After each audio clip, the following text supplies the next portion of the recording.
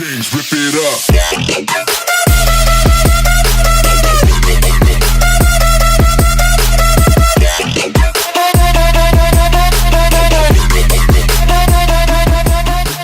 Jesús es la esperanza para la vida de cualquiera, ¿eh? Así que, bueno, y otra también es, quiero que levanten la mano todos los líderes, todo mi equipo, ¿dónde están? Levanten la mano. Démosles un aplauso a todos ellos. Aunque nosotros estamos aquí al frente, muchas de las cosas que ven también acá son por ellos, gracias a Dios. Y bueno, yo hoy quiero, si tenemos listas, quiero hablarte un poco de mi vida. ¿Cuántos quieren escuchar algo? ¿Cuántos me quieren conocer de chiquito? ¿Sí les gustaría verme de chiquito? Si tenemos ahí la presentación o las... bueno, ahí no soy yo el bebé. Miren, esa foto es bien peculiar porque justo en es Hannah y estoy dándole de comer por primera vez. Las enfermeras no se les ocurre que cuando es tu primer hijo no sabes darle de comer a un bebé.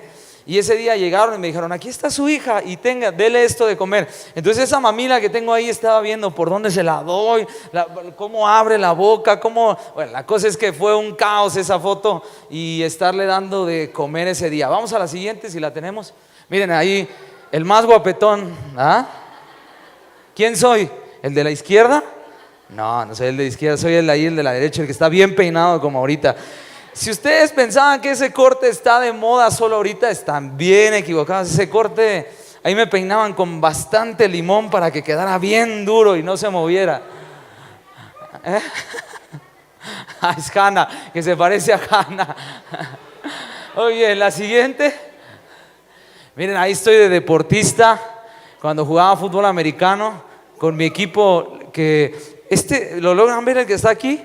Estaba más flaco que un palo y jugaba bien, corría bastante bien. Y ahí no teníamos uniformes porque apenas estábamos haciendo como una pretemporada, pero ahí el más fuerte, ¿verdad? El número 3.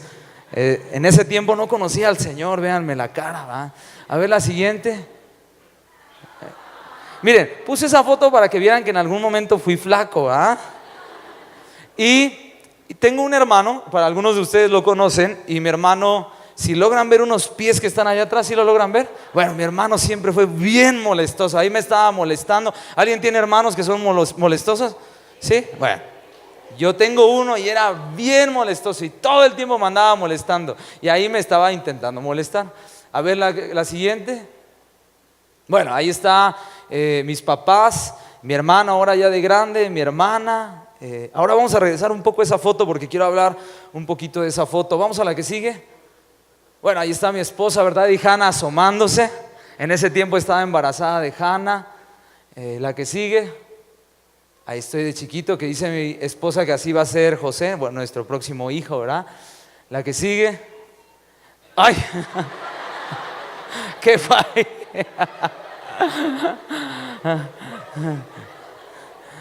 Como que algo pasó ahí, ¿verdad? En ese transcurso.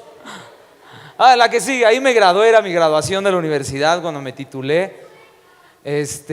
Ahí no me logro ver mucho, pero ahí estaba entrando un poco a la adolescencia, creo. Estaba un poquito gordito, ahí medio cachetón. La que sigue. Bueno, ahí está nuevamente yo. Esa foto, ahora les voy a platicar un poquito de esa foto, que quiero hablar de eso. Ahí está mi mamá, mi hermana, mi papá. La que sigue. Bueno, y ahí estamos ya. Ahora, ¿verdad? Qué cambiado. ¿Cuánta diferencia hace el Photoshop y todo, verdad? No, esa foto está al natural, sin filtro. No, pero ahora mi esposa y yo, bueno, ahí estoy con Hannah cuando la llevé a las canicas y estábamos ahí en una feria cerca de la casa, creo fue esa vez. Pero mira, quiero hablarte esta noche y te mostraba alguna de las fotos. Si podemos regresar a una de las fotos cuando estoy con mi familia nada más, bueno, con mis papás y mi hermano, si la tienen ahí. Quiero hablarte un poco de esa foto que puse ahí, porque específicamente esa foto, cuando yo la veo, marca algo en mi vida. Siempre me trae recuerdos. ¿Alguien de ustedes le trae recuerdo las fotos? Sí, cuando las ves dices, ¿cómo estuve tan flaco antes y ahora qué me pasó? ¿Qué me panzó, verdad? Algunos también. Y esa foto Fue en una ocasión que mis papás vinieron a visitarme y justo cuando vinieron a visitarme, los invitamos a comer, creo fue en esa ocasión. Si está la otra foto donde estoy solamente con mi hermana, esa estaría padrísima. Bueno, cuando estoy con mi papá, mi mamá, no está mi hermano, creo que estoy como con un título ahí o algo, ¿no? Esa. Miren, esa foto, me recuerdo mucho que ese viaje que hice nuevamente a visitar a mi familia, mi hermana creo se estaba graduando en ese tiempo. Recuerdo que justo esa vez que yo regresé, acababa de vivir un proceso, estaba viviendo un proceso un poco diferente. Estaba viviendo un proceso de transformación en mi vida porque justo en ese tiempo acababa de pasar unos meses, acababa de terminar un ayuno de 40 días buscando al Señor, metiéndome a su presencia. Y créanme que esa etapa de mi vida, justo cuando veo esa foto, me recuerda mucho ese lapso de mi vida y ese tiempo que estaba viviendo. Para mí regresar a casa era un poco complicado porque tengo que viajar en ese tiempo en autobús 12 horas para llegar hasta casa, llegar a visitar a la familia. Si ustedes han escuchado anteriormente cuando les hablo un poco acerca de mi vida, recuerdo que a inicios, cuando yo comencé a servir al Señor, mi papá no lo aprobaba. Fue una batalla, fue una de las batallas principalmente que tuve. Cuando yo decidí servir al Señor, Él me dijo, ¿te quedas, sirves al Señor o te quedas sin nada? Y decidí, ¿verdad?, servir al Señor. Y entonces fue justo más o menos en ese tiempo de búsqueda al Señor, con mucha intensidad, con mucho anhelo de conocer al Señor en mi vida y de creer que una generación se iba a levantar. Pero créanme que ese tiempo que viví en ese momento, por eso les pasaba estas fotos y muchas de mi infancia, porque cada foto que a veces uno trae a la memoria te trae recuerdos, ¿no? Cuando era pequeño nunca me iba a imaginar ser un predicador o ser pastor, ¿verdad? Nunca me iba a imaginar hacer un congreso de jóvenes, nunca me lo imaginé, jamás por mi mente me pasó el estar haciendo lo que ahora hago. Cuando crecí, ¿verdad? Y ahí me viste de deportista, todo musculoso, fuerte. Fue una etapa diferente en mi vida. En ese tiempo ni siquiera soñaba con ser jugador. Realmente lo único que anhelaba en ese tiempo era hacer un poco de deporte ya y entretenerme. Pero cuando tú traes a la memoria ciertos recuerdos de tu infancia, de tu adolescencia, te vienen a la mente imágenes que te traen recuerdos y que te hacen pensar en un momento lo que soñaste ser y lo que ahora tú eres o lo que ahora estás haciendo. Y justo en esa etapa yo recuerdo que estaba viviendo un proceso de transformación por parte del Señor en mi vida, en donde fue esa etapa dura de saber elegir al Señor o desistir entre ir a casa o no. Mi relación entre papá no era muy buena en ese tiempo, ahora es totalmente diferente, pero en ese tiempo era como un choque constante entre hacer la obra del Señor y no hacerla. Yo llegaba a casa y decía, es que yo sirvo al Señor y hago esto y pues nadie me entendía. ¿Alguien le ha pasado así cuando llega a casa y les dice, no, es que en la iglesia, el congreso? De repente dice, ¿y este de qué se habrá fumado, verdad? O sea, no le entiendo de qué me está hablando. Bueno, en esa etapa fue eso precisamente. Y algo que entendí o algo que he entendido desde que comenzó el Señor a hablar a mi vida es que el Señor nos ha llamado para ser triunfadores. Di conmigo, el Señor, vamos, dilo más fuerte, el Señor me llamó para ser un triunfador. Vamos, dilo más fuerte, di conmigo, el Señor me llamó para tener éxito en la vida. Mira, yo creo algo, si ya cambiamos de foto, está bien, al rato regresamos a esa foto. Creo que si el Señor, nuestro Señor Jesús, fue a la cruz, no solamente fue en vano. Yo no creo que Jesús, al estar en la cruz, haya dicho, bueno, voy a dar la vida solo para que mis hijos, pues sí, tengan vida eterna y hasta ahí.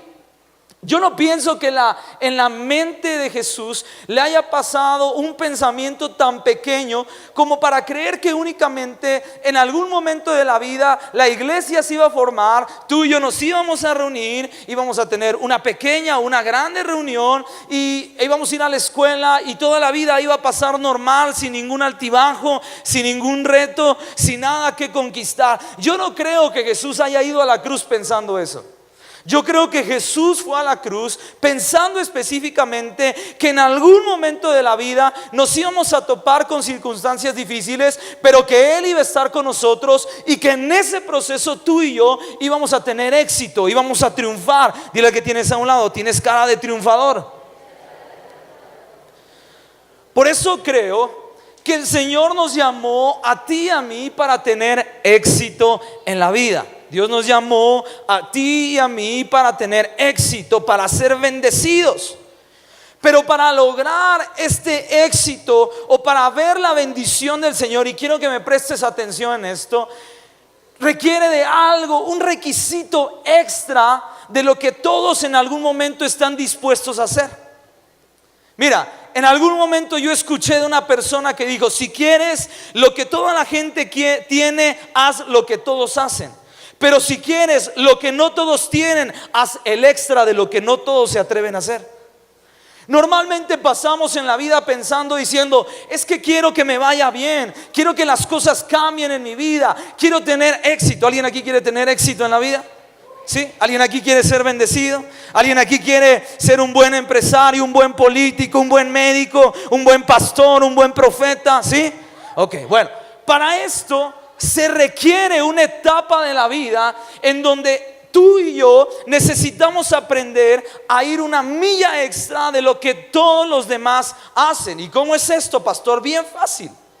Si tú y yo vamos a la Biblia, nos vamos a encontrar, o podemos definir, que los líderes que tuvieron éxito, que triunfaron en algo dentro de la Biblia, dieron un extra en algún momento. Hicieron un esfuerzo mayor del que todos habían hecho en una etapa de su vida. Hicieron algo que nadie se atrevía a hacer, como el pastor Juan Pablo nos predicaba. Hicieron algo que nadie se imaginaba que en algún momento podía hacer, que nadie podía imaginárselo, que nadie podía ocurrirse en ese momento. ¿Alguien ha tenido ideas locas en algún momento que dice: esta idea no sé cómo fue que me llegó? ¿Sí? Bueno, el Señor nos ha llamado a que tú y yo tengamos éxito. Pero para eso necesitamos entender uno de los requisitos que cada uno de nosotros necesitamos tener para vivir ese proceso. Créeme que realizar un congreso o realizar un evento o realizar cualquier actividad dentro de la iglesia muchas veces parece ser un reto. Porque no solamente batallas en ese momento con tus emociones, sino por la mente te pasa lo que todos están pensando en ese momento. Y si van a querer, si van a ir, no van a ir. Y si esto les prefiere, y si les gusta esta música, y si no les gusta este predicador. Bueno, te pasan montones de cosas por la mente.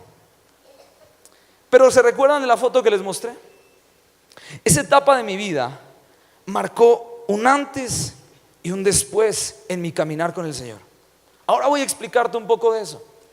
Pero yo quiero decirte algo, y con esto estoy iniciando el sermón que te estoy predicando hoy. Necesitas entender que el Señor te llamó a tener éxito en esta vida. Dios no te llamó a ser un mediocre. Dios no te llamó a pasar la vida por pasarla. No, Dios no creó la vida para eso. Dios creó la vida para que tú y yo hiciéramos, emprendiéramos, tuviéramos éxito, tuviéramos sueños en esta vida, realizáramos cosas que en ningún momento nos imaginamos que podíamos hacer.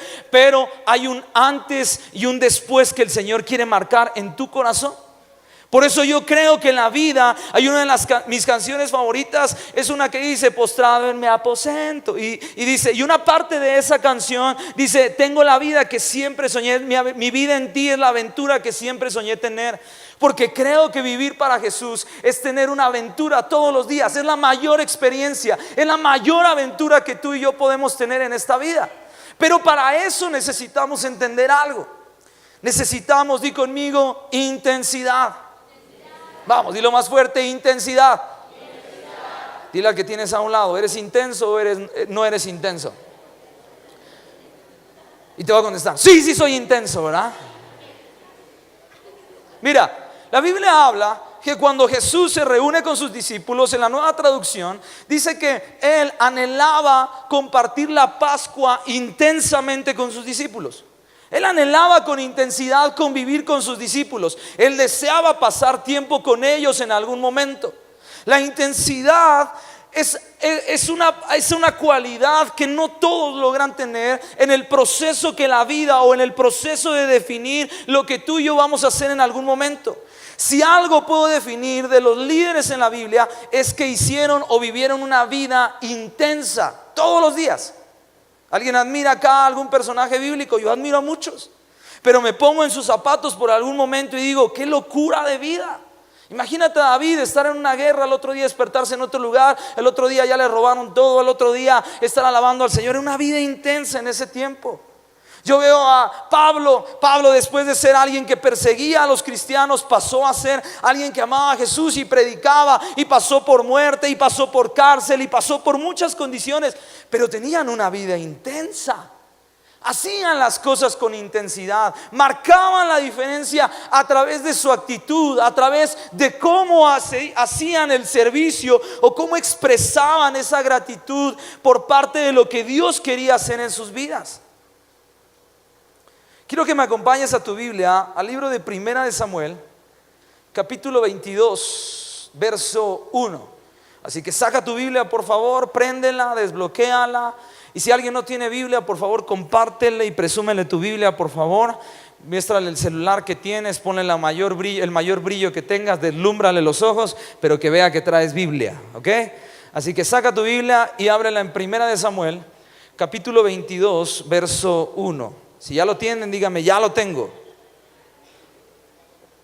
Mira, dice así: y yéndose David de allí, escapó a la cueva de Adulam, lo cual, como oyeron sus hermanos y toda la casa de su padre, vinieron allí a él.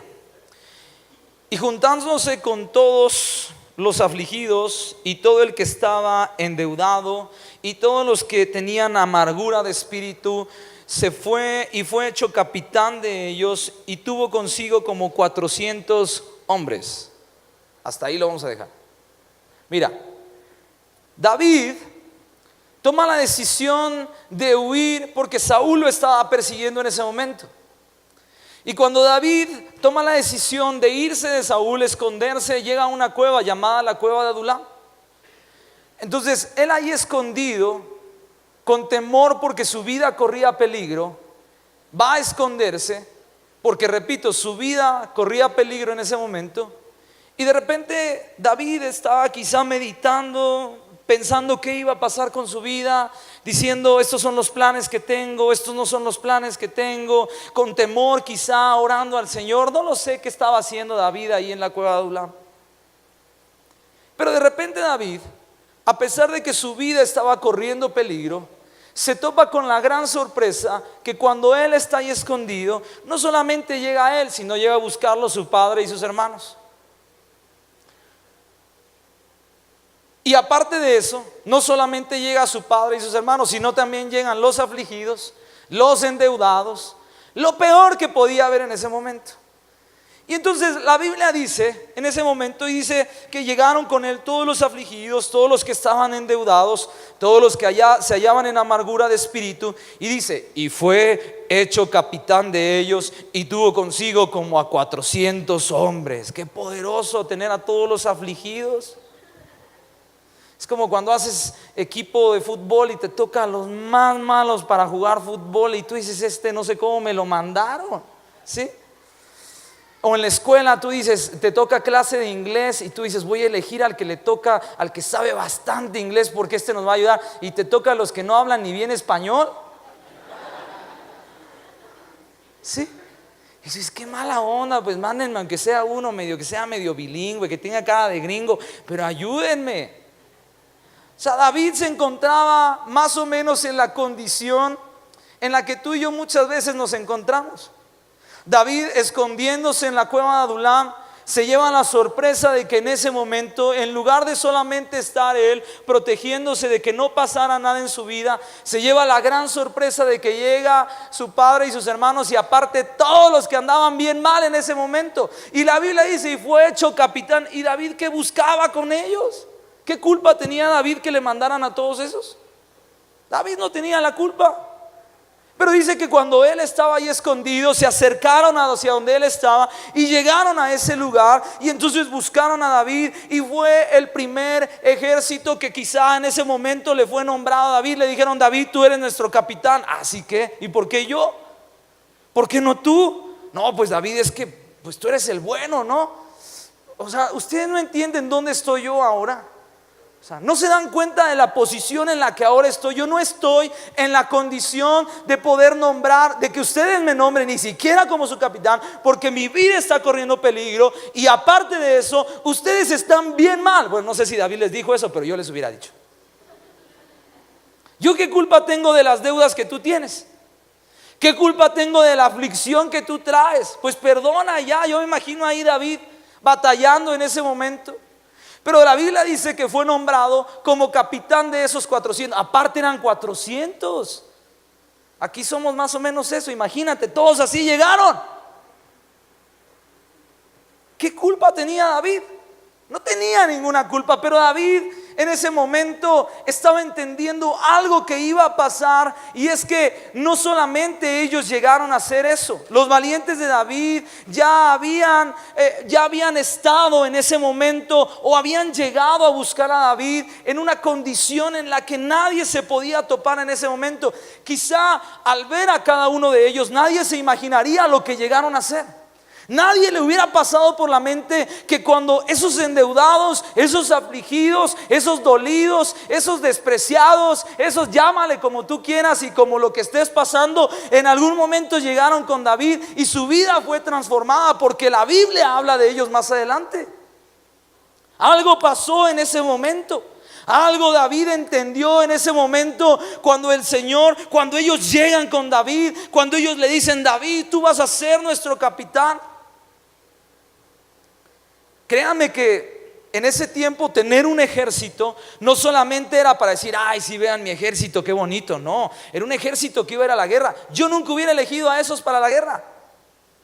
Yo ni por la mente hubiera escogido. Porque cuando tú escoges a alguien para que sea algo bueno para ti, escoges por lo menos a alguien que tenga las cualidades para poder hacer lo que espera, la tarea o la labor que esperas hacer. Pero cuando no tiene las cualidades, cuando no tiene el aspecto, cuando no tiene la imagen, cuando no tiene el testimonio, cuando quizás su vida fue un desastre, tú no le ves cualidades a esa persona para decir que en algún momento ellos llegaron a ser los valientes de David. No le encuentras una cualidad, no le ves una razón de ser, de cómo David en ese momento llegó a creer en lo que iba a hacer. Por eso los valientes de David, antes de ser valientes, ni por la mente les pasaba en algún momento que iban a ser los valientes de David. Ahora, ¿qué fue lo que llegaron ellos haciendo hacia donde estaba él? Llegaron huyendo de sus problemas.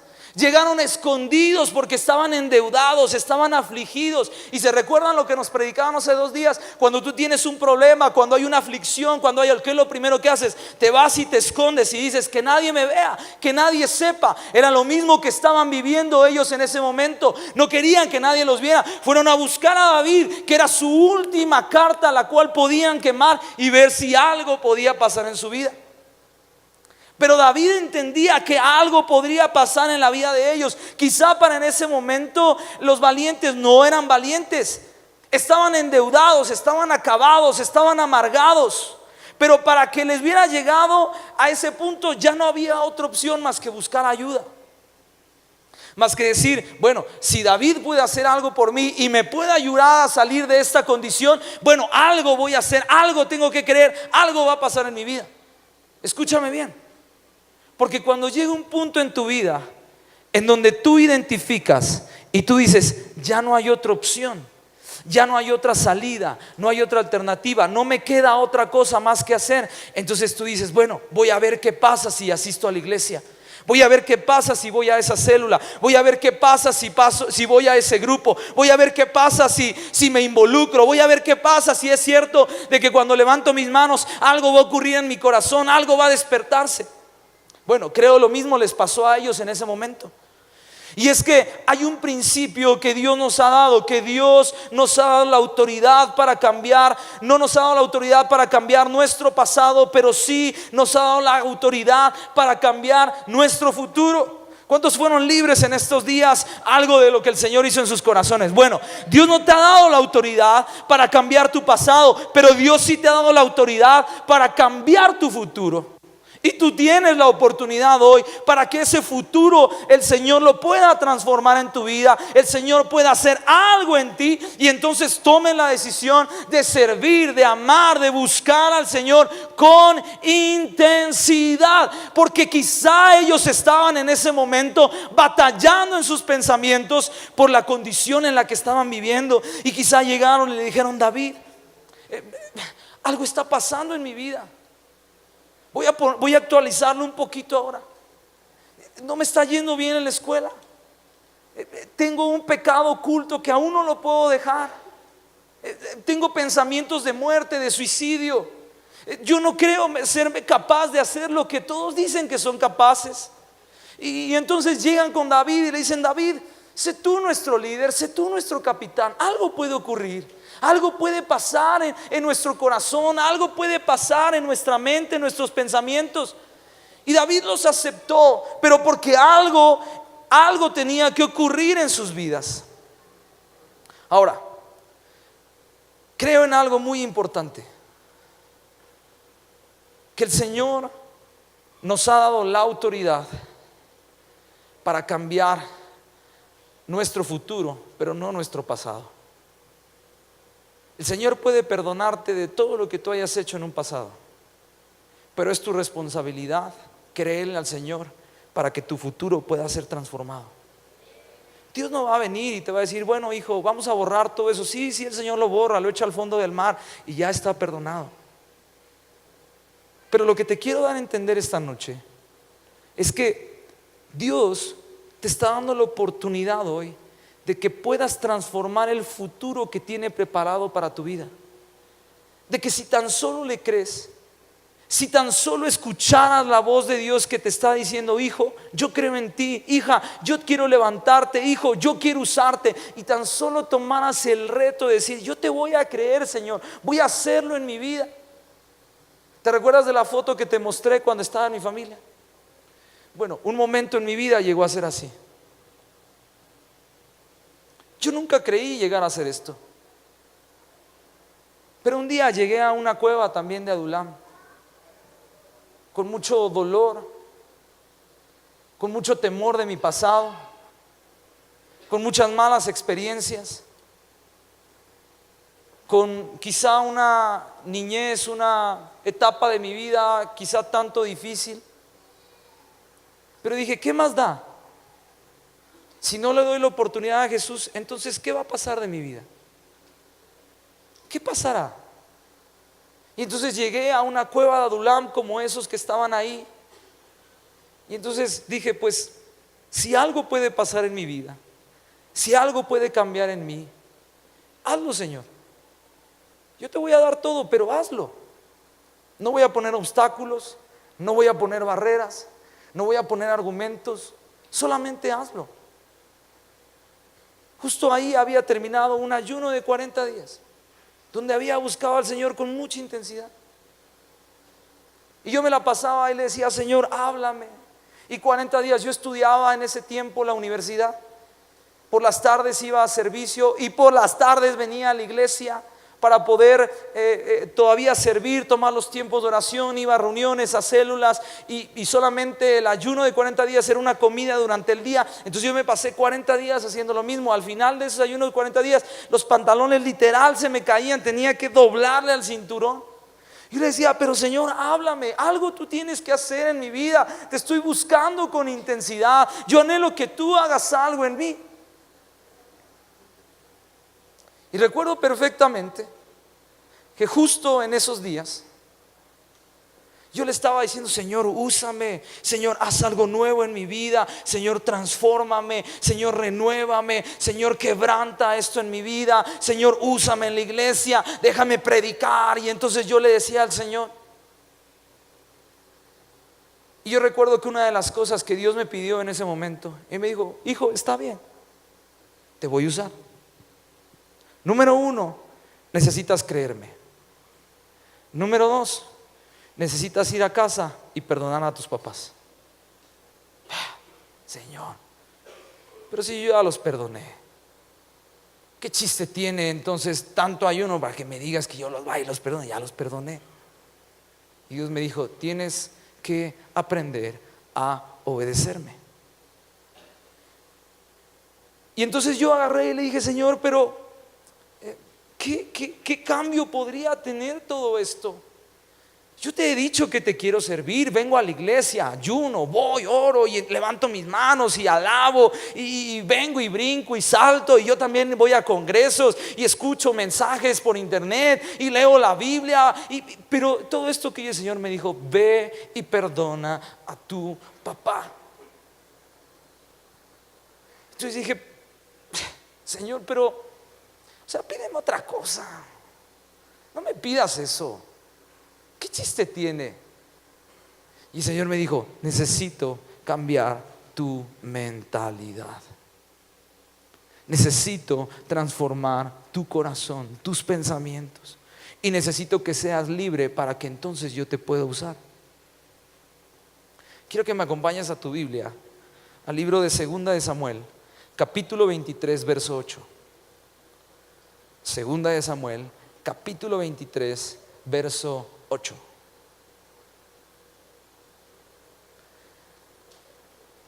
Cuando ya lo tengas, dime ya lo tengo, no lo tengo, si lo tengo. Segunda de Samuel, capítulo 23, verso 8. Y dice así: estos son los nombres de los valientes que tenía David. José Besbet de Tagmonita, principal de los capitanes, este era llamado Adino el Esnita por los 800 que mató una vez. ¿Cuántos mató?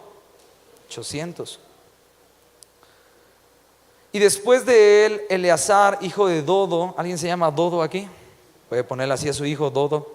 El Ahoita, uno de los 3 valientes que estaba con David cuando desafiaron a los filisteos que se habían reunido allí para la batalla y se habían retirado los hombres de Israel. ¿De quién está hablando ahí? Dime. ¿De quién está hablando ahí? De los valientes de David. Di conmigo, los valientes de David. A ver, vamos, más fuerte. Di conmigo, los valientes de David. Ahora, pregunta, ¿quiénes eran los valientes de David? Ahora, acompáñame a tu Biblia al libro de Primera de Samuel, capítulo 30, verso 1. Primera de Samuel, capítulo 30, verso 1. ¿Vas a irte un poquito atrás? Primera de Samuel, capítulo 30, verso 1. Dice: al tercer día David y sus hombres llegaron a Siclag, pero se encontraron con que los amalecitas habían invadido la región del Negev y que luego de atacar e incendiar a Siclag, habían tomado cautivas a las mujeres y a todos los que estaban allí, desde el más grande hasta el más pequeño. Sin embargo, no habían matado a nadie. Pon atención en esto, dice: cuando David y sus hombres llegaron, encontraron que la ciudad había sido quemada y que sus esposas, hijos e hijas habían sido llevadas cautivas. David y los que estaban con él se pusieron a llorar y a gritar hasta quedarse sin fuerzas. También habían caído prisioneras 2 esposas de David, el jezreelita Agionán y Abigail, la viuda de Nabal de Carmel. Qué nombres tan difíciles. Y David se alarmó, pues la tropa hablaba de apedrearlo, y es que todos se sentían amargados por la pérdida de sus hijos e hijas. Dice: pero cobró ánimo y puso su confianza en el Señor su Dios, y entonces le dijo al sacerdote Abiatar, hijo de Ahimelech: tráeme el efod. Tan pronto como Abiatar se lo trajo, David consultó al Señor: ¿debo perseguir a esa banda? ¿Los voy a alcanzar? Y entonces el Señor le respondió: persíguelos, porque vas a alcanzarlos y rescatarás a los cautivos. Dice: entonces David partió con sus 600 hombres hasta llegar al arroyo de Besor, y de ahí se quedaron rezagados 200 hombres que estaban demasiado cansados para cruzar el arroyo. Dice: así David continuó la persecución con los 400 hombres restantes. Dice: los hombres de David se encontraron en el campo con un egipcio y se llevaron a David. Le dieron de comer y de beber y le ofrecieron una torta de higo y 2 tortas de uvas pasas, pues hacía 3 días y 3 noches que no habían comido nada. Dice, en cuanto el egipcio comió, recobró las fuerzas. Y entonces David le preguntó, ¿a quién perteneces? ¿De dónde vienes? Y él le respondió, soy egipcio, esclavo de una amalecita. Hace 3 días caí enfermo y mi amo me abandonó. Habíamos invadido la región sur de los quereteos, de Judá y de Caleb, y también incendiamos Siclag. Ahí puso su muerte. Dice, y entonces guíanos a donde están esos bandidos, le dijo David. Júrame usted por Dios, suplicó el egipcio, que no me matará ni me entregará a mi amo. Con esa condición lo llevaré hasta donde está esa banda. Pon atención en esto. La Biblia dice que David se había enfrentado en ese momento. Él regresaba de una pelea junto con su ejército, y cuando regresa de esa pelea se da cuenta junto con su ejército que cuando llegan a Siclag se topan con que unos desdichados habían llegado y se habían robado todo lo que ellos tenían. Y entonces David se da cuenta de que les habían robado todo, y entonces sus guerreros o su ejército comienzan en ese momento a lamentarse por lo que había pasado. Y entonces ellos comienzan, la Biblia dice que lloraron hasta cansarse, pero al otro día David se levantó con ánimo, y entonces él pensando cómo podía hacerle. Quizá yo me pongo en ese momento en la vida de David y pienso un poco en la condición que él estaba viviendo, porque era una condición difícil. Imagínate decirle a tu ejército, vamos a pelear la batalla, todo va a estar bien, y de repente tú regresas y le robaron todo. El responsable era David. Pero la Biblia dice algo muy peculiar. Dice que cuando ellos llegan a Siclag y se dan cuenta que les habían robado todo, ellos ven y comienzan a ver a David, y entonces comienzan a sentir ganas de apedrearlo. Qué dura experiencia para David en ese momento, porque la Biblia dice que entonces ellos hablaban de apedrearlo. ¿Quiénes eran ellos? Los valientes que estaban con David. Aquellos que en algún momento David los había tomado de esa cueva de Adulam, y que en algún momento David creyó en ellos. Ellos mismos hablaban de apedrear la vida de David, porque en algún momento les había ido mal en la vida. Esos que lo habían levantado, esos que lo habían rescatado, esos que ese rey o ese líder que tenían, que los ayudó a salir. Porque te recuerdas que leímos quiénes eran los valientes de David y lo que habían hecho. Llegaron a destruir a tantos que eran nombrados como los valientes de David. Pero esos valientes malagradecidos son los que hablaban de apedrear al rey en ese momento. Son los que decían, hey rey, pero tú nos llevaste a la batalla, ¿por qué nos dices que vayamos a la batalla y entonces regresamos y ya nos fue robado todo? No tenemos nada. Y comenzaron a juzgar por un momento lo que David había hecho en su vida. Y ¿sabes qué? A veces tú y yo somos así. A veces aquellos que nos tendieron la mano, ese papá y mamá que está en casa, que te plancha, que te lava, que te da de comer, que se parte el lomo para darte de alimento, tú a veces somos malagradecidos y decimos, ¿cómo me das esto? ¿Cómo puedo hacer esto? Y a veces el humano tiende a ser malagradecido. Y a veces le dices, cuando cumpla los 18 me voy de la casa. Cierra la puerta del cuarto. No me hables más, no me digas lo que yo tengo que hacer, porque yo sé lo que tengo que hacer, lo que tengo que hacer. A veces como personas, como jóvenes, somos malagradecidos por lo que en algún momento alguien hizo en nuestra vida, por lo que en algún momento alguien tendió la mano y te dijo, yo te voy a ayudar, te vas a levantar, vas a hacer algo diferente en tu vida. Quizá déjame decirte algo, estos valientes no tenían al rey perfecto. Quizá déjame decirte algo, tú no asistes a la iglesia perfecta, tú no tienes a unos padres perfectos, tú no tienes la casa que tú soñaste tener. Es más, ni siquiera has tenido un poco de lo que tú un día te imaginaste porque lo viste en televisión. Pero algo que estaba pasando en la vida de ellos es que ellos estaban batallando con sus pensamientos. Y créeme que los pensamientos son las batallas más fuertes que alguien puede tener. Y te voy a decir por qué. Porque tú puedes estar ahora aquí, pero quién sabe qué estás pensando. Tú puedes tener una batalla en tu mente y sin que nadie lo sepa, sin que nadie se entere.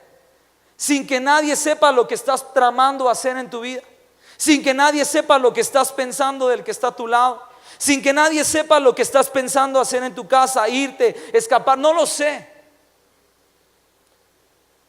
Esas son las batallas más fuertes a las que tú y yo nos enfrentamos. Y David y sus valientes se estaban enfrentando a una de las batallas más fuertes que podían toparse en ese momento en su vida. Y era la batalla que pasaba por su mente, porque por la mente les pasaba apedrear a David. Por algún momento quizá les pasó por la mente hacer algo peor, no lo sé. Pero sí sé algo, que en las batallas más grandes se ganan en el espíritu, pero que tus pensamientos, si tus pensamientos no son transformados, no son renovados, esa batalla va a estar constantemente ahí.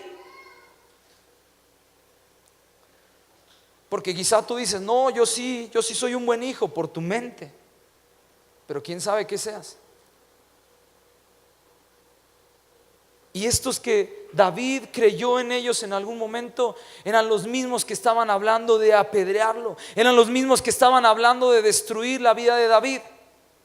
Por eso creo algo, en ese momento cuando estos guerreros o cuando el ejército habían llegado a la cueva, a esa cueva todos destruidos, era la misma batalla a la que se estaban enfrentando en ese momento. Porque la batalla que se enfrentaron al estar en la cueva de Adulam era en sus pensamientos, era en creer que podían llegar a ser alguien, era en realmente creerle a Dios que Dios los podía usar, que Dios los podía levantar y que algo poderoso Dios podía hacer en su vida. Y entonces David les dijo, yo creo en ti, voy a levantarte, vamos. Y entonces comenzaron a ser entrenados, algo comenzó a pasar por su mente y entonces fueron renovados, creyeron que podían pelear la batalla, pero se topan con una de las batallas más grandes. Y sé que era una de las batallas más grandes porque la mayor batalla para ellos no era un ejército, ellos destruían cualquier ejército en cualquier momento. La mayor batalla que ellos tenían eran sus pensamientos.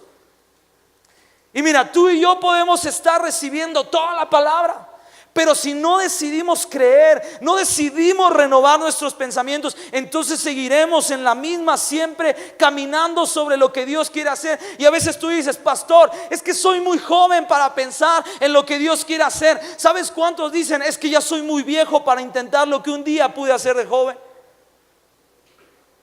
Por eso cuando yo predico, cuando hago algo para el Señor, trato de hacerlo con intensidad, trato de dar lo mejor para el Señor, porque no sé la edad cuándo va a pasar, no sé el tiempo cuándo va a pasar, pero si algo va a quedar marcado en mi corazón es que lo di todo por el Señor, es que hice mi mejor esfuerzo, es que me entregué completamente a Él, es que le dije, Señor, yo te voy a seguir, te voy a servir, pero algo tuvo que pasar en mis pensamientos en ese momento. Por eso cuando el Señor llegó esa noche y me dijo, ve y tienes que perdonar a tu papá, era la batalla más grande que en mi mente y en mi corazón estaba viviendo, porque yo decía, yo no lo puedo perdonar, él me dijo que me quedara sin nada, él no me aprobó lo que yo quería hacer, no hago nada malo, voy a la iglesia, sirvo al Señor, pero aún así algo había en mi corazón.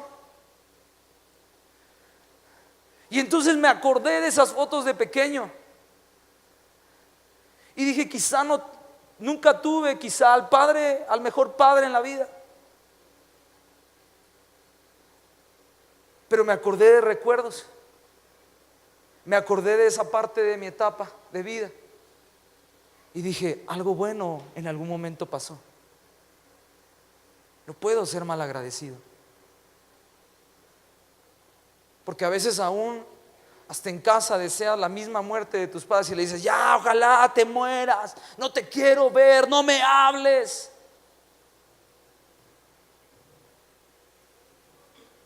Porque la batalla que pasa por la mente es una de las batallas más grandes que tú y yo podemos librar. La batalla, los pensamientos que tienes por la cabeza son los pensamientos que tú y yo tenemos que librar en algún momento y creerle al Señor. Si alguien me puede ayudar acá arriba, por favor. Por eso cuando ellos llegaron a ese lugar, se dieron cuenta que una batalla más tenían que librar. Mira, ellos por algún momento de su vida fueron marginados.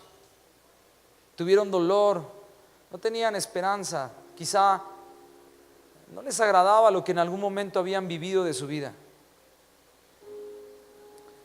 Pero decidieron creer, no había otra opción.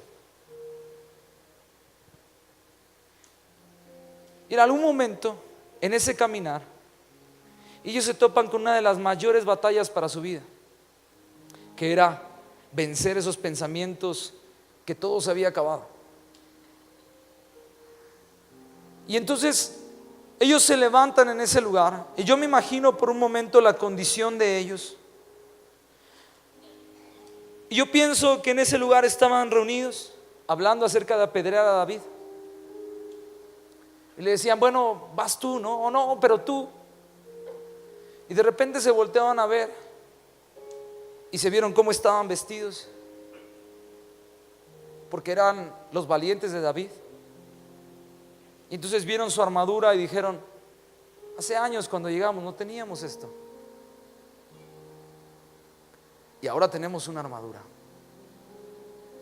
Y quizá en ese momento estaban enfrentando una de las mayores batallas para su vida, pero dijeron, si en algún momento Dios estuvo con nosotros, también Dios estará en esta con nosotros. También Dios nos sacará de esta, también Dios nos levantará, también Dios transformará. Tal vez Dios hará algo nuevo en mi vida, pero algo tuvo que pasar por su mente, algo tuvo que ser transformado, porque cuando llegaron a la cueva de Adulam, quizá la armadura que llevaban vestida o la armadura que llevaban puesta era una armadura de desprecio, era una armadura de enojo, era una armadura de rechazo. Quizá las medallas de honor que tenían puestas al frente eran medallas de honor que desprestigiaban a su familia por todo el pasado que tenían. Pero cuando se vieron ellos ahí parados, se vieron sentados hablando acerca de lo que había pasado, vieron su armadura y dijeron, en algún momento yo fui menospreciado, pero tengo una armadura diferente, no me puedo dejar vencer. Tengo que creer que si Dios estuvo conmigo hace unos años, Dios también estará con nosotros ahora. Vieron su armadura y dijeron, yo no soy cualquier soldado, yo no soy cualquiera del ejército, yo soy uno de los valientes de David y me tengo que comportar como uno de ellos. No puedo rendirme, no puedo echarme para atrás. Tengo que obedecer a la voz que Dios está trayendo para mi vida, porque quizá todos van a huir cuando viene Dios y te dice, hey, tienes que hacer esto, hey, obedéceme, hey, deja ese novio, hey, cambia tu vida, hey, deja ese vicio. Es esa batalla interna de decir, Dios, quiero tu presencia, pero no sé si te quiero obedecer. Quiero que derrames más de ti sobre mi vida, pero realmente no sé si quiero perdonar, no sé si quiero pedirle perdón a papá o mamá, no sé si quiero olvidar eso del pasado, no sé si quiero dejar que sale en mi corazón. Y entonces llegamos con el Señor y el Señor viene y nos llena por un momento, y de repente te vas y dices, es que ya no siento lo mismo. Sí, porque no has decidido obedecer a lo que Dios quiere traer para tu vida. Pero si tú decides levantarte, yo creo que esos valientes se pusieron ahí y dijeron, yo no puedo echarme para atrás.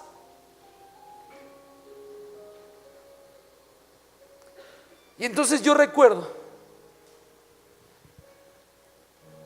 que justo en esa etapa yo regresé a casa. Para mí era muy difícil darle un abrazo a mi papá, porque desde muy pequeño yo no recordaba que papá me hubiera dado un abrazo, o no recordaba en ese tiempo que papá dijera, hijo, te amo, o hijo, no. Entonces yo llego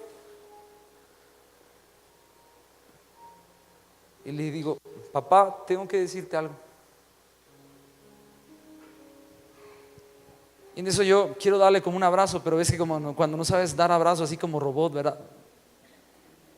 Papá, te amo, papá. ¿Qué? Te amo, papá. No sabía decirle un te amo a mi papá. No sabía cómo expresarle mi cariño. Y cuando mi papá me abrazó, él también parecía robot, así como, sí, hijo, sí, y me abrazó así como como de abogado, ¿verdad? Como de político. Wow, y no te imaginas qué frescura sentí en mi corazón, porque me vi la armadura y dije, Dios, En algún momento tú me tomaste. En algún momento tú me dijiste que ibas a hacer algo en mi vida. En algún momento tú me prometiste que algo iba a ocurrir en mí. Y entonces vi mi armadura y dije, yo no me puedo echar para atrás, yo no puedo rendirme. ¿Qué más tengo que hacer? Tengo que obedecerte, tengo que dejar de hacer esto, tengo que cambiar esto en mi vida, tengo que seguirte. ¿Qué más tengo que hacer? Pero lo voy a hacer. Y fue cuando Dios me dijo, entonces ve y perdónalo. Y ahí me encontraba en ese momento diciendo, papá, no sabía cómo decirle porque nunca lo había hecho. Pero fue cuando llegué y sentí por primera vez ese abrazo de papá que me dijo, hijo, ven. Y él tampoco sabía cómo. Pero Dios me dijo, si en verdad quieres ser alguien que siga con intensidad, que me siga con intensidad, obedéceme con intensidad. No sé cuál sea la condición entre tu papá y tú. No sé cuál sea tu posición ahora, no sé cuál sea tu condición en lo que ahora tú estás haciendo, pero déjame decirte algo, que cuando hay intensidad en la luz deslumbra. Cuando la música tiene mucha intensidad, la intensidad de la música ensordece. Cuando el olor es muy intenso, el olor te atrofia la nariz y tú dices, wow, ¿cómo huele? Huele mucho.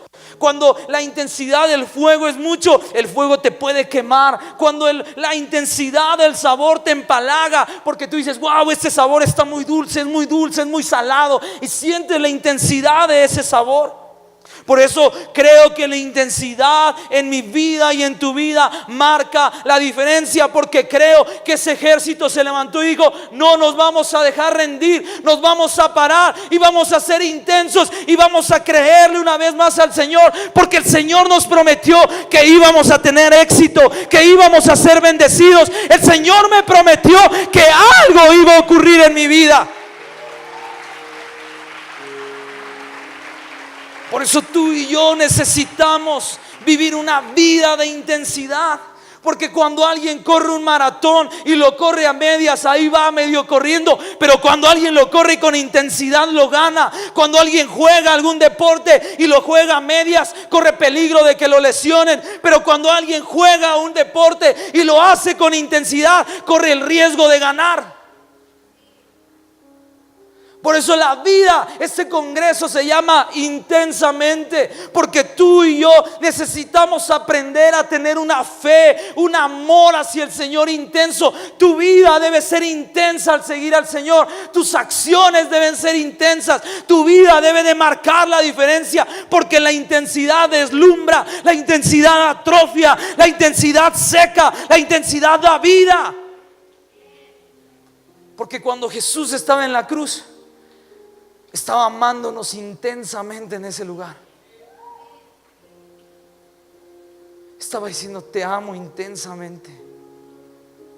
Te amo intensamente.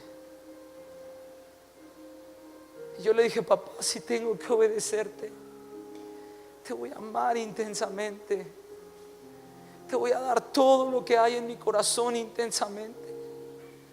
Pero no quiero vivir una vida a medias, una fe a medias. Quiero vivir intensamente para ti.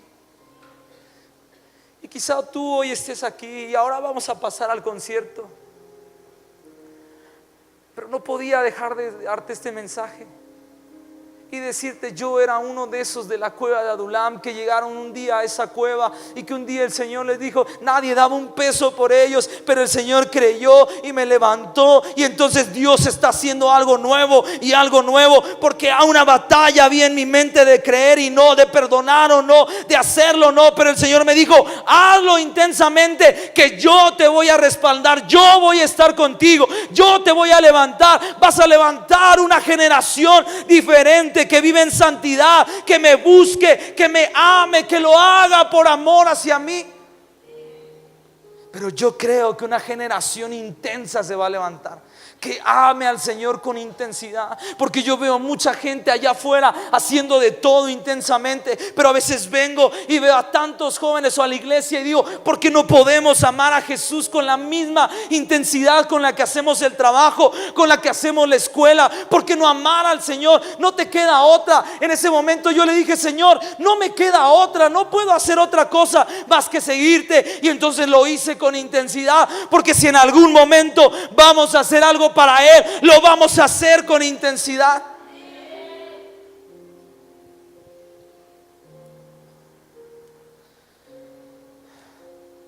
A partir de esa etapa de mi vida, la relación con mi papá ha sido muy diferente.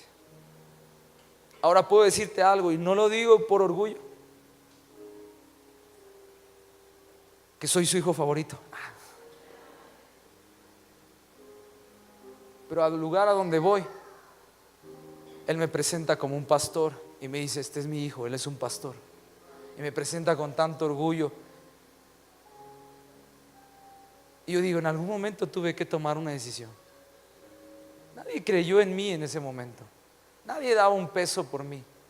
Pero Dios me levantó de la cueva de Adulam y dijo, en este voy a hacer algo. En este que me cree, en este que quiere, en esta que tiene intensidad, en este que quizá no es el mejor, no es el mayor aplicado, quizá no es el más cerebrito, quizá no es el más guapo, no es la más guapa, pero en este quiero hacer algo porque a mí me place, en este voy a levantar porque yo creo que Él va a hacer algo grande, porque este me va a creer, este va a soñar conmigo, este va a cumplir los sueños que yo ponga en su corazón. Por eso creo en esta generación. Y creo que Dios te quiere levantar. Y creo que Dios quiere hacer algo en tu vida. Y creo que Dios quiere darte éxito. Pero vivamos una fe intensa hacia el Señor. Yo no sé si tu relación con papá o mamá es buena, pero quizá de este lugar tú tengas que tomar la decisión de decir, yo voy a perdonarlos, voy a amarlos, voy a bendecirlos. Quizá tenga que cambiar algo y quizá tú digas, no, es que eso es para cobardes. No, eso es para intensos que amen al Señor.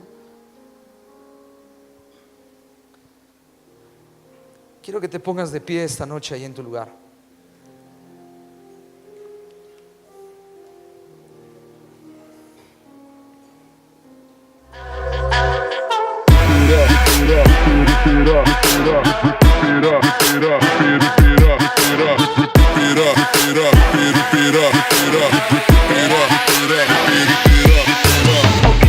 I'm ripping up this thing like an animal.